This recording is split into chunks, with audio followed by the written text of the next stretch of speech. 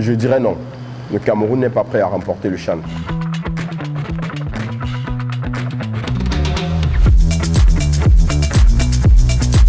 Le Cameroun a plutôt été verni en cette année 2022. Verni pourquoi? Parce qu'on a eu la chance finalement d'organiser la Coupe d'Afrique des Nations qui s'est plutôt bien déroulée, même si sportivement le Cameroun ne l'a pas remporté. C'est un problème. On est habitué malheureusement à ne pas remporter les compétitions que nous-mêmes organisons à la maison. Ça fait 2 fois déjà 2 CAN seniors et on est éliminé quasiment au même niveau en demi-finale. Après, il y a eu la Coupe du Monde. C'est vrai qu'on sort au premier tour, contrairement à ce qui était de nos attentes, avec tout de même le torse bombé d'avoir battu pour la première fois le Brésil dans une phase finale. Déjà, c'est une bonne compétition et nous sommes plutôt heureux de savoir que le secrétaire général de la Confédération africaine de football, M.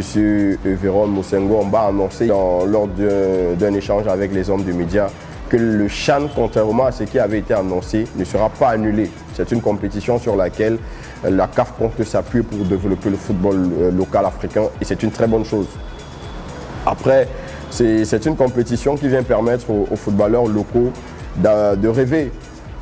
On avait plutôt bien pensé cette compétition parce que beaucoup de footballeurs locaux qui n'avaient pas la chance d'intégrer les sélections nationales se disaient qu'il fallait forcément s'exporter et aller jouer ailleurs pour intégrer une sélection nationale. Aujourd'hui, le CHAN permet à ces joueurs de s'exprimer dans leurs championnats locaux, de se vendre de la plus belle des façons dans le championnat de leur pays et d'avoir la chance de participer à une Coupe d'Afrique. Certes, un championnat d'Afrique, mais ça demeure une Coupe d'Afrique des joueurs locaux, donc c'est une belle opportunité pour ceux-là.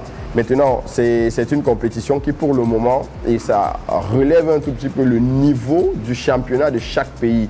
Parce qu'on se rendra compte que les pays qui remportent le CHAN sont des pays qui ont des championnats structurés, avec des clubs de qualité, notamment le Maroc, l'Égypte, la République démocratique du Congo, qui ont des championnats qu'on connaît, l'Angola dans une moindre mesure. Donc, ça permettra peut-être au Cameroun aujourd'hui de mieux structurer son championnat pour aller chercher enfin une victoire dans une phase finale du championnat d'Afrique des Nations. Mais ce n'est pas mauvais en soi, c'est une très bonne compétition. Ça devrait permettre à beaucoup de pays africains de mieux structurer leur championnat. Je dirais non. Le Cameroun n'est pas prêt à remporter le CHAN. En tout cas pas sur cette édition. Parce que on essaie encore de tirer à gauche et à droite pour avoir déjà une équipe compétitive.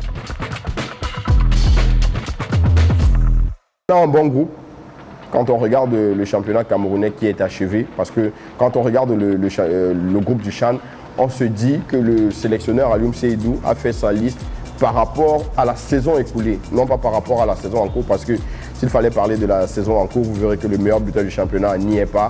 Ça peut poser un problème.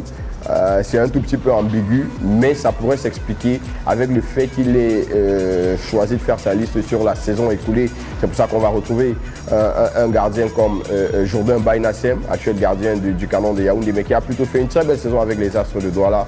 On retrouve Valentin Biobato, qui n'est même pas en train de jouer véritablement avec la Colombe Sportive du Sud, qui est son club actuel, mais qui a fait une très belle saison avec les Astres de Douala et qui a d'ailleurs marqué les esprits lors du match qui a opposé les Lions amateurs aux Lions professionnels.